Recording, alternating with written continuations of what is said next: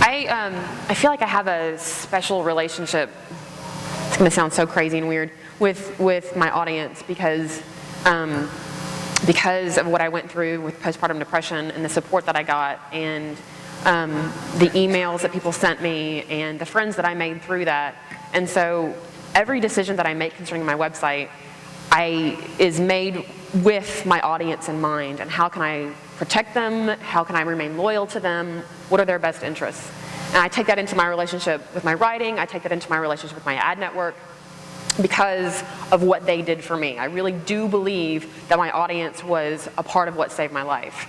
I also, in addition to writing for them, I write secondly, or I first write for myself because there is nothing quite like the feeling of, and it's not always like this, for me, if I'm having an experience and I think in my head, I know exactly how I'm going to write about this. And I can see the words and I can see the paragraphs forming in my head. And as I'm experiencing, I can see the whole painting in my head coming together. And then when I sit down to write about it, and I'm there in my little Drupal screen, and I'm getting it out, and I'm writing a blog post. And this is a blog post. It's not anything from the New York Times. It's not a book. It is a blog post.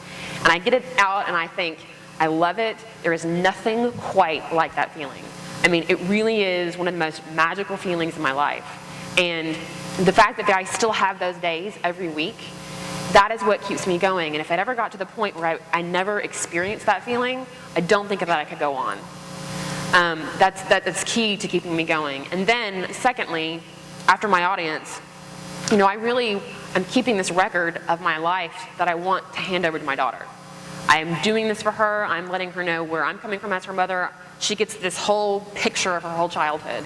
And having the blog keeps me motivated to give that to her. I always think that's the most beautiful thing about parenting blogging because I think about my mom had 3 kids by the time she was 27, and now she says, oh, you kids were, excuse me, you were all easy. It was easy. And I'm like, it cannot have been that way. I wish I knew, because I remember fighting a lot when we were kids, or my grandmother who went through, escaping the Nazis with an infant, and there's no record, there's no record. And I think blogs are creating a beautiful cultural record for all of our children and grandchildren that I don't have in my generation, and I wish I did. You have a question out there?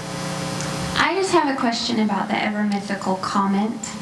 And I know for a lot of new bloggers, comments are your feedback for knowing you're doing well. And there comes a point even where I'll write a post and get a few comments, and then I'll have people who know me in real life and say, I didn't leave a comment because you had so many, there's no way you could have noticed mine.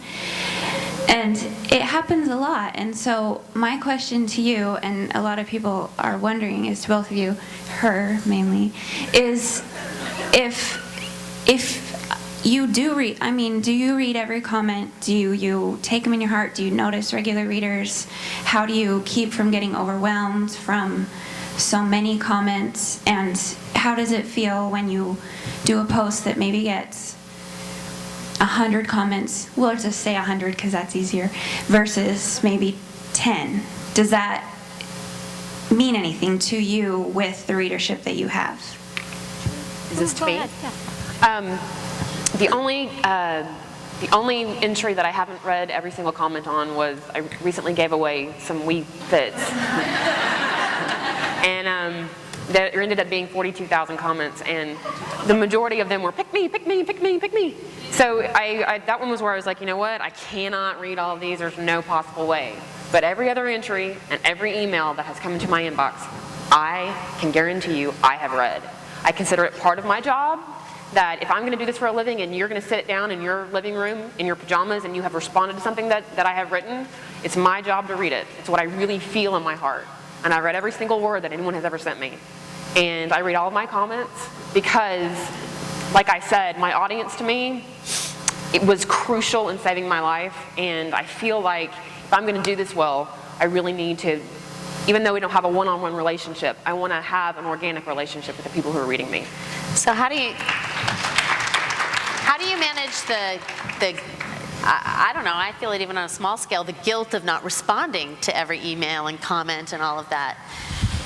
You can't, because you can't even find the time of day to respond to your friends. I don't have time to respond to all the phone calls and emails from my actual real-life friends all the time and family. So I don't have time to email, to email everyone back. And I suppose I could, put in an automatic response. Thanks for writing. I do absolutely read every single comment, but I don't have time to write to everyone. And I don't think those automatic bounce backs have the same sense of satisfaction as knowing that someone's actually taking the time to write you something personally anyway. Right. I agree. I've had a lot of people in my life, Maggie Mason, John Armstrong, who want me to install or have an automatic feedback that says, thank you for writing juice.com, blah, blah, blah. I don't want to get one of those. When I send an email to somebody, I don't want to get that automatic response back. And so I don't want to do that to other people because it's not something that I want. But what I can promise is, no, you're probably not going to hear back from me, but I will read what you write me. That is the one thing that I can guarantee. And if it's not enough, I understand. I understand where you're coming from, but this is, in order to live my life, I can't respond to everything. So let's do a quick poll. How many of you agree you would rather get no response than some auto response? Woohoo! Okay, so there you go. Does Laura Lee have anyone? I've lost Laura Lee. Okay, there we go. There we go, okay. Hi. Hi, Heather. This is sort of to both of you, but I'm going to direct it kind of to Heather. I had the pleasure of speaking with you for about 15 minutes back at Blogger06, and I'm a huge fan of your work, but I have to say that when I met you, you were very different in person than you were from your blog, and I'm a fan of both of you. I love the person I met, and I love the person that I read. And I don't feel either is less authentic than the other. I feel that both of them sort of represent you. And I was wondering, for both of you, how do you reconcile who you are in your private life and who you are publicly? And how do you reconcile that in your own heads, I guess, is the question? A lot of people have said that when they meet me, they expected me to be much more abrasive and which, get me a few bourbons in me and I may be, but in general, I'm a polite, Southern, friendly, and I think people expect me to come in and emblazoned with tattoos and speaking about abortion and aren't the Mormons all lame, and they expect this really weird, raw, unfiltered, frayed, jeaned person to come in, and but in my head, I really do feel in my head, so this may be just insanity that I'm speaking, I really do feel like the blog is a natural extension of my personality.